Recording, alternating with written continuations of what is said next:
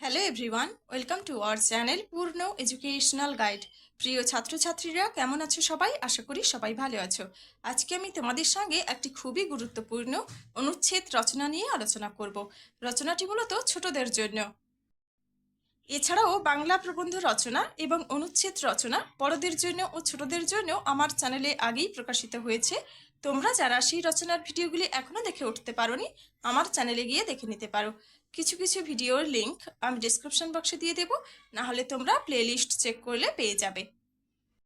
চলো তাহলে রবীন্দ্র জয়ন্তী সম্পর্কে আজকের এই অনুচ্ছেদ রচনাটি শুরু করা যাক। তোমরা ভিডিওটি স্কিপ না করে পুরো ভিডিওটি দেখতে থাকো। আশা করি ভিডিওটি তোমাদের কাছে খুবই হেল্পফুল হবে। রচনাটি শুরু করার আগে তোমাদের সবাইকে বলে রাখি, তোমরা যারা চ্যানেলটি নতুন ভিজিট করছো অবশ্যই চ্যানেলটিকে সাবস্ক্রাইব করে পাশে থাকা বেল আইকনটি ক্লিক করে দিও, যে কোনো ধরনের শিক্ষামূলক ভিডিও সবার আগে পাওয়ার জন্য। বাংলা অনুচ্ছেদ রচনা রবীন্দ্র জয়ন্তী। রবীন্দ্রনাথ আমাদের দেশের গর্ব।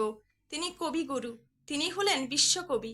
তাঁর জন্মদিন 25শে বৈশাখ 1268 বঙ্গাব্দ। এই দিনটিতে আমরা নানা অনুষ্ঠানের মাধ্যমে তাঁকে স্মরণ করি, প্রণাম জানাই। 25শে বৈশাখ কবিগুরু রবীন্দ্রনাথকে স্মরণ মনন করার জন্য স্কুল, কলেজ, পাঠাগার, ক্লাবে নানা অনুষ্ঠান হয়ে থাকে।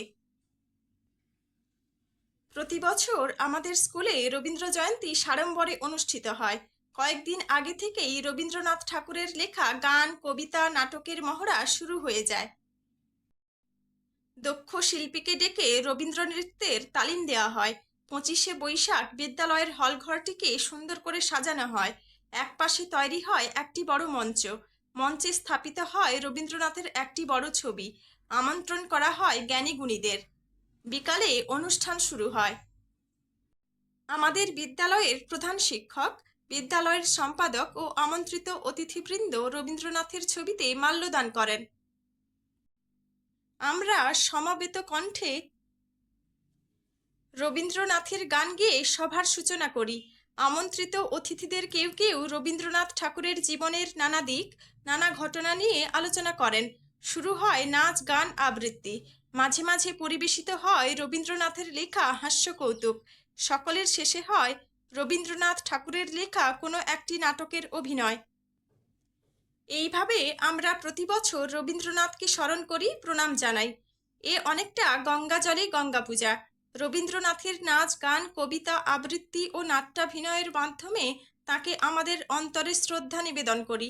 রবীন্দ্র জয়ন্তীর মাধ্যমে আমরা বুঝতে শিখি রবীন্দ্র প্রতিভা কত মহান, কত বড়। আমরা তার নানা ভাবনার সঙ্গে পরিচিত হই। তো আমার প্রিয় ছাত্রছাত্রীরা, রবীন্দ্র জয়ন্তী সম্পর্কে আজকের এই অনুচ্ছেদ রচনাটি এখানেই শেষ হলো। তোমরা এই রচনাটি করো। পুরো রচনাটি কেমন লাগলো অবশ্যই কমেন্ট করে জানিও। রচনাটি ভালো লাগলে আমার চ্যানেলটি সাবস্ক্রাইব করে দিও, লাইক, শেয়ার ও কমেন্ট করে দিও। আর তোমরা যদি অন্য কোনো রচনার ভিডিও পেতে চাও অবশ্যই কমেন্ট বক্সে কমেন্ট করে জানাও। আজকে এই পর্যন্তই, দেখা হচ্ছে পরের ক্লাসে। ভালো থেকো, সুস্থ থেকো। ভিডিওটি দেখার জন্য সবাইকে ধন্যবাদ।